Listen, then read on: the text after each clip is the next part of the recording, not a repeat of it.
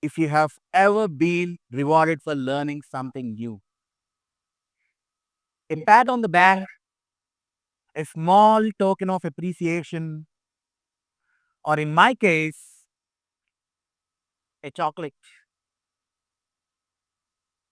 When I was a kid, getting a chocolate was not as easy as it is today. It came only on rare occasions.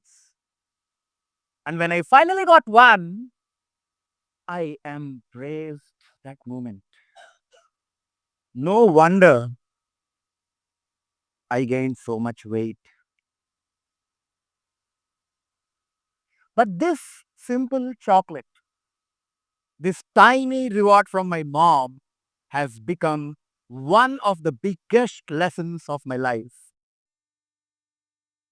I still remember sitting at the table and struggling to write alphabets. I get so frustrated that I throw my pencil away. But my mom,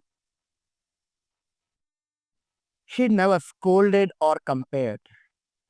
She would simply sit beside me, listen, ask a few gentle questions, and she'd celebrate every small step with little learning rewards like these. Now, this was way back in 1990s. Now, all the young folks, please don't start calculating my age now. But what if I told you that these simple human gestures are not just for mothers? They are still relevant today in this AI augmented world that we all live in. My name is Santosh, and I'm a learning and development professional, which essentially means that I create environments where learning truly happens. Of course, I use dashboards, learning management systems, and AI driven learning platforms. But even with all this technology in place, most of what people learn actually comes from a deeply human approach. Something that I call the coaching mindset. Let me prove this to you. If we take a quick step back in time, almost 100 years ago, in the era of industrial revolution, work looked completely different from today. We learned one skill, did one job, and we could build an entire career on top of that. Think about Henry Ford's famous assembly line. Our jobs would probably be tighten the same bolt at the same spot in the same way all day, every day. Such a boring life, isn't it? Fast forward to today. How many of you still believe that one skill can last us for a lifetime? No.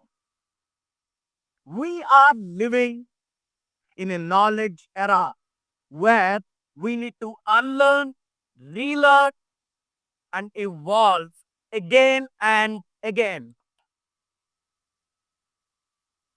That's exactly why coaching mindset matters more than ever. I learned this long before I even had a name for it. I was working in Mumbai when one day my manager called me and said, Santosh, I'm assigning you a team of 3 in Indore. I want to make sure that you bring them up to the speed. Now, for those who don't know, Indore is a city situated in central India, almost 10 hours away from Mumbai. And this was 2017 when remote work was still an alien. To make things even more interesting, we were working on a financial application for a multinational company, handling contracts for more than 3 lakh customers. And with financial data, even the small error is not small. It can impact salaries and quarterly projections. Not just by hundreds, not just by thousands, but by millions of dollars. So the stakes were high. And my job was to make sure these people become independent. Fast forward 18 months. Guess what happened? All the three could deliver results on their own. But what mattered was this: they built confidence in themselves. This is not rocket science. It happened only because we used a coaching mindset. A few years ago, I've developed a model around this framework that I now call the lead framework. And it has four important pillars: L, E, A, and D. Ever since, I've been using this with individuals, managers, and leaders.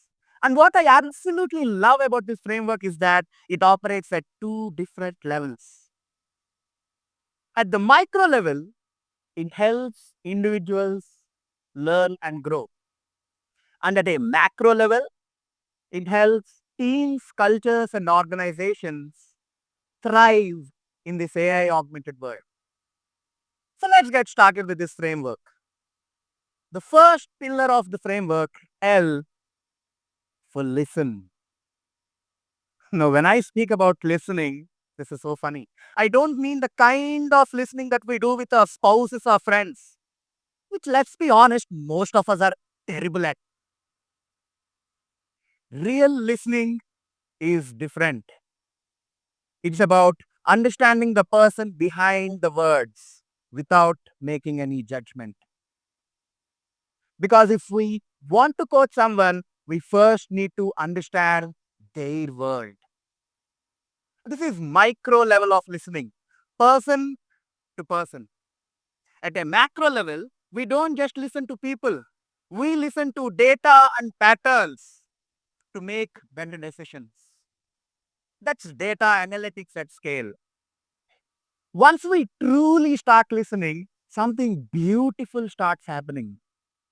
And that brings me to the second pillar of our framework, E, for empathy. If we can't empathize with the people we coach, we can't understand their world and can't create a safe space for them. Empathy is not about feeling for people, it's about feeling with them. And at a micro level, and at a macro level, empathy is all about building teams and cultures where people feel safe to fail and learn from their mistakes. And the best part is empathy doesn't stop with people. The best of the product managers today agree that the, the most successful products are built around empathy. So we saw L for listen and E for empathize. Let us look at a third pillar of the framework, which is A, ask. Good coaching is not about giving answers. It's about asking the right questions. And to do that, we don't just ask open-ended questions. We ask reflective questions.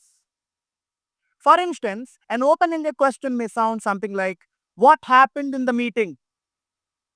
A reflective question would sound like, which part of the meeting made you feel most confident? One gathers information while the other unlocks an insight. At a macro level, the interesting part is asking questions is not just a human skill anymore. It has suddenly become a technological skill. How? The way we prompt all these Gen AI tools determines the quality of output that we get. And with this, let's move to the last but not the least, the fourth pillar of the framework, D, for develop. How do we develop people? by giving feedback that builds and not feedback that kills. Remember this thumb rule. Always start with something that went well, offer recommendations, and finally close with encouragement. And at a macro level, feedback is all about building systems that can help both AI and people. Because just like us humans, even AI gets better by taking feedback, which is nothing but machine learning in action. So, this is the lead framework.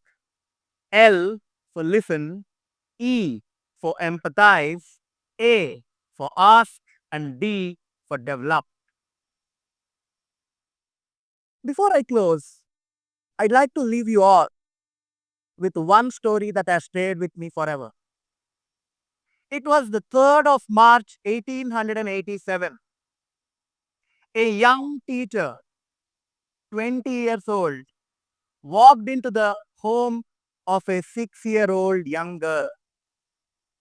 The name of the teacher was Annie Sullivan, and she was partially blind.